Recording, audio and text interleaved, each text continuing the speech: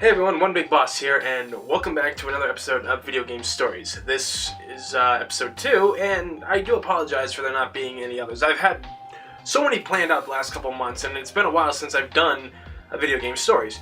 Episode 1 was about Blockbuster, which a lot of gamers from pretty much the early to late 90s know all about, because that's how a lot of people used to discover games other than through gaming magazines.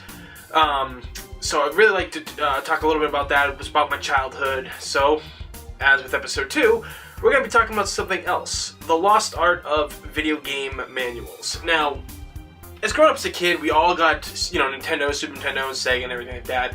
Most people always threw away manuals and the boxes, which I'm kicking myself for not saving a lot of these boxes over the years. If I had known then what I know now, I would have, But still, video game manuals back in the day were amazing, because I don't know if a lot of people remember me saying this before, but not only just do I do photography, but I do art. I'm an artist.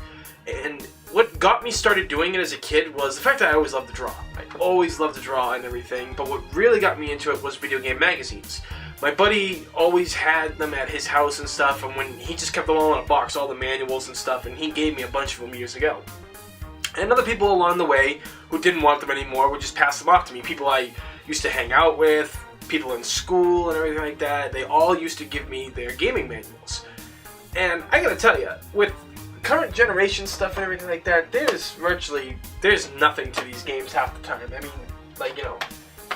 You get, like, Metal Gear's got this cool stuff in here, but it's a booklet, but there ain't nothing in it. Like, there's no art, no nothing, it just explains a bunch of stuff, so it doesn't leave much to the imagination. And that's kind of what is really sad, because if anybody really remembers these old-time classic ones I'm talking about, like the Mario Brothers ones and Donkey Kong, those were amazing. Alright, now, I gotta tell you, my favorite manuals to look at were the Mario manuals, from Mario Brothers 2, 3, Super Mario World was one of the biggest ones, because that had so much different art in them. And I gotta tell you, they were really awesome. Just because not only were they just great to look at, but they explained how you played the video games and how you would do it. They would show the motion of the character, they would show the button configuration on how to do a specific move or do their special attack, all that jazz. So it was really great. And I used to love reading those for hours and hours. And it's a lot better than, unfortunately, what we have a lot of today, which a lot of tutorials in some games can't be skipped these days, which pisses off a lot of people, because people just want to play and learn. If they ever wanted to really learn how to do the game properly or learn something about the character, they would just look in the manuals and they would tell you right there how to do it. There wasn't nothing in the in-game, really. Well, okay, they did used to have stuff like that, but you used to be able to skip tutorials half the time anyway.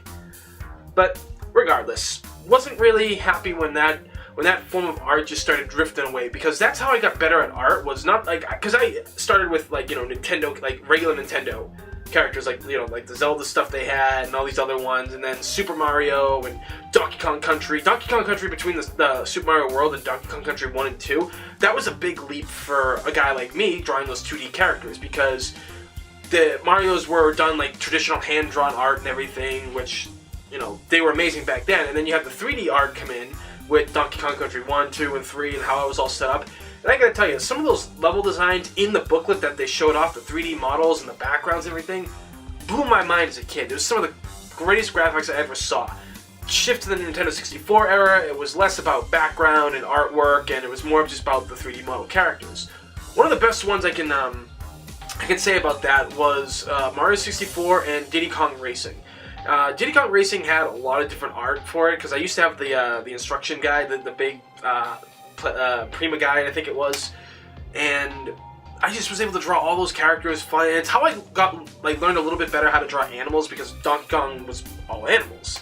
There was Bumper the Badger, Timber the Tiger, Conker from Conker's Bad Fur Day, and then the little dude was a nut job, driving around that track laughing. I remember that very vividly.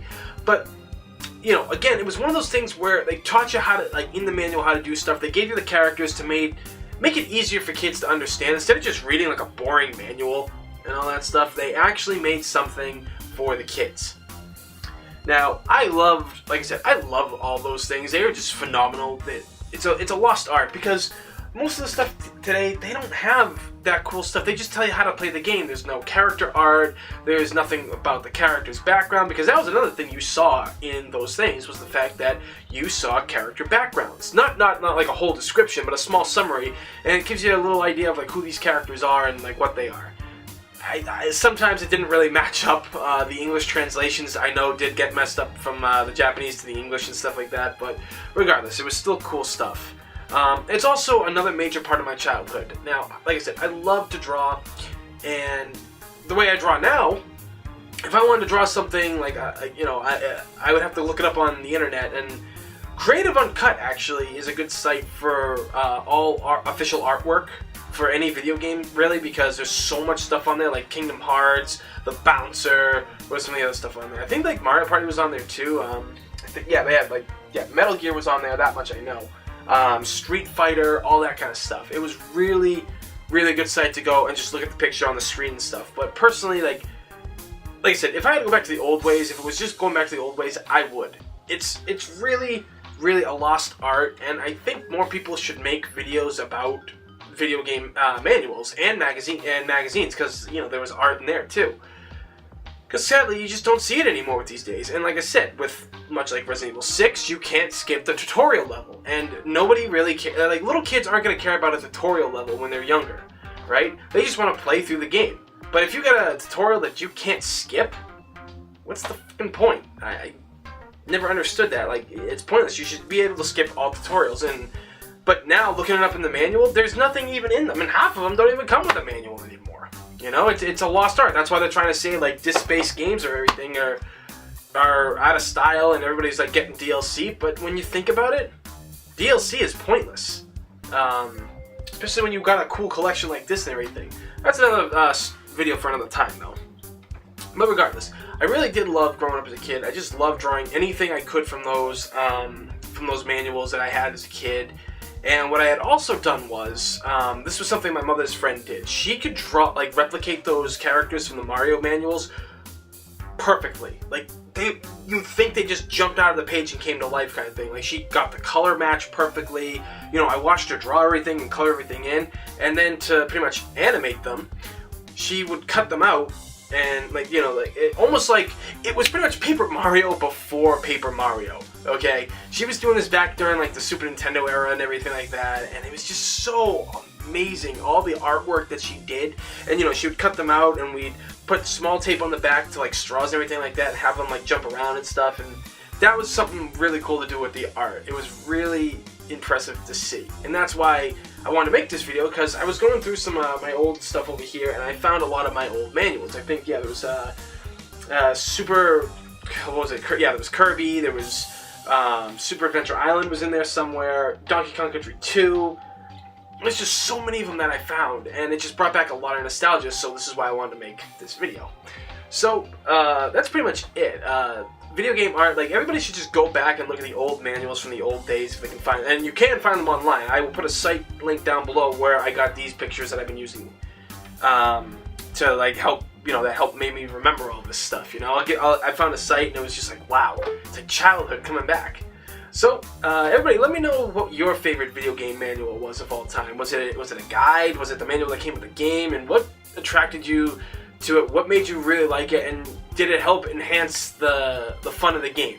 Or did it not and you just threw it away like most other people? Either way, comment down below and let me know. Thumbs up the video, hit the subscribe button because it's free, and in this day and age, free's a damn good thing. As always, everybody, I'm One Big Boss. Thank you for watching another episode of Video Game Stories, and I will see you all next time.